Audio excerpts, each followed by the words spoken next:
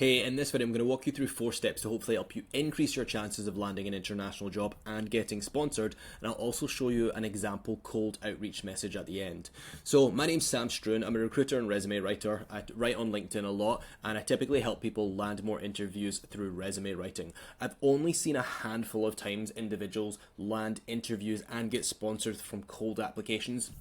And typically they follow this kind of 4-step approach. So the first is being objective with your value proposition. Time and time again, I'm seeing people kind of try and sell themselves by saying like, I'm a hard worker, I'm strategic, I'm results driven, I'm focused on operational success.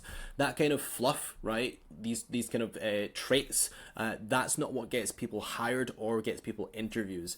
You need objective facts. So I take a 3-step approach where it's like X years of experience doing Y roles at Z companies. So my advice is to ask yourself 3 questions. How many years of experience do I have or doing a particular thing? What types of roles and responsibilities, and then in what types of companies, but always quantified by headcount and revenue. So mine would be 10 years across agency and in-house recruiting, leading internal talent teams across North America at startups and global firms, health tech, with 60 to 2,000 plus employees and up to 300 million in revenue. This is my objective value proposition. My paychecks have come from those types of organizations, of those structures, and that's what individuals need to start with first, is understanding what their objective value proposition. I would then also double down on that experience. It's really hard to try and land an interview for a role that you've not done in a new country, in a new organizational structure. So I would recommend getting niche and targeting same role or same industry, or think about your customers, right? If you currently sell to B2B CFOs, then find other businesses that sell products or services to that target market. Similar company size, and obviously a product is one. You can use ChatGPT to list competitors or similar companies of your last 2 companies. That will give you a target list. Also, it's about reducing risk, okay? So an example for me is I would obviously target recruitment roles because that's what I've done. I would specifically target small to mid-sized organizations. Most of my work has been for either smaller tech startups or kind of like a 2,000 person organization.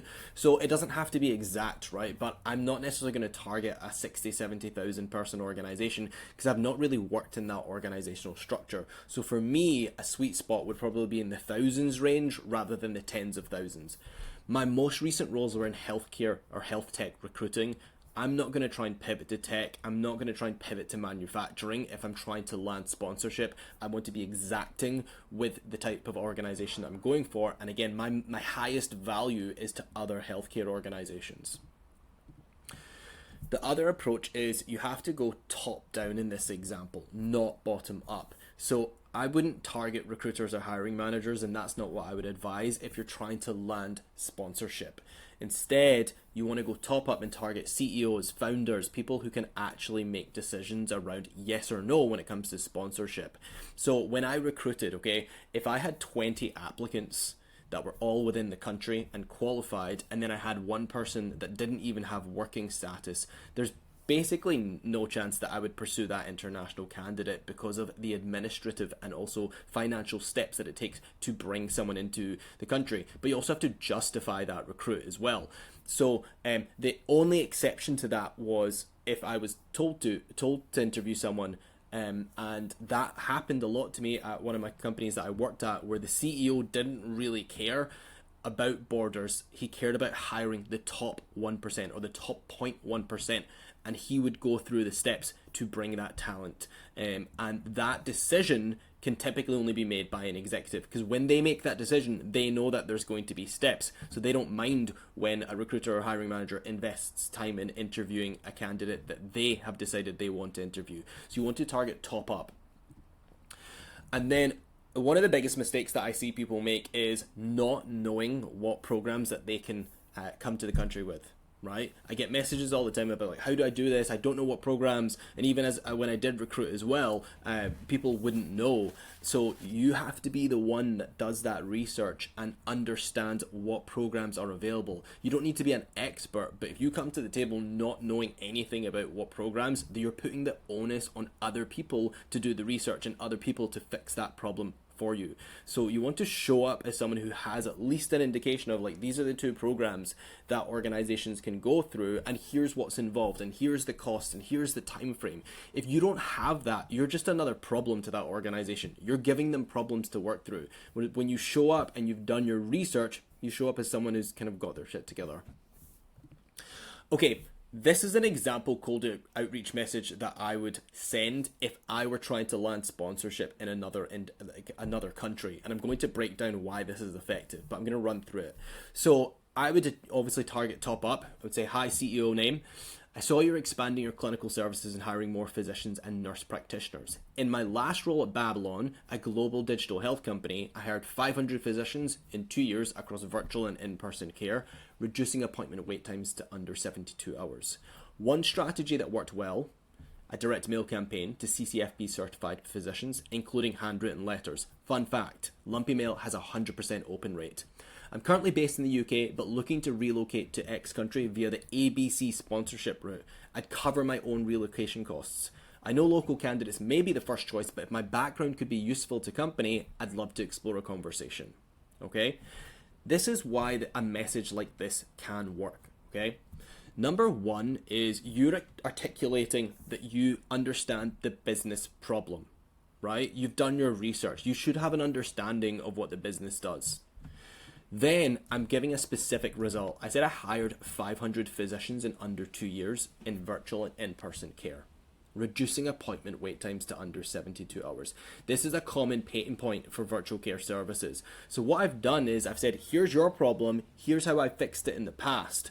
And then I'm giving them something, okay? I'm saying one strategy that worked well was a direct mail campaign, including handwritten letters. Fun fact, okay? I'm giving an example of how I did this, and ideally you want this to be something new or novel or something that they haven't thought of doing before, right? This is how you're showing up as the subject matter expert. You want to bring something new to the table if you can.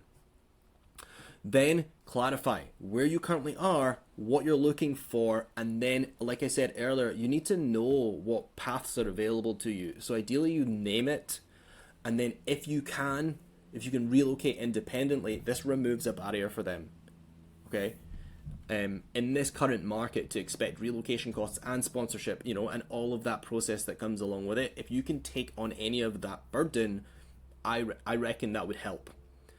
Also, show that you understand that they've probably got local candidates, right? You want to show that you kind of get it. Too many people are asking for a lot without understanding that it takes a lot for organizations. So being able to show that you kind of get it is helpful. And then finally, I personally think it's important to give a free pass, right? To not respond. You're going to want to target many organizations, but you also don't want to put pressure on people. The reason I like to say no pressure to respond if timing isn't a fit, I hope we can keep in touch, is because it gives them a guilt-free pass to ignore that message. And it also allows you to follow up, and they're not going to be like, oh, I forgot to message this person, I feel bad, and then ghost you. Instead, they're going to be like, oh, actually, they gave me a free pass to not respond. Like that guilt-free is going to hopefully help you separate yourself from everyone else that's demanding time. So that's the kind of 4 steps plus the example outreach message of what I've seen other individuals manage to do. And it's only been a handful of individuals, but typically all of them have had that approach. They know their value. They target similar sized organizations. They target the decision makers, and then they also do their research. So good luck. I hope this has helped. If so, please drop a like or a share or comment, and best of luck.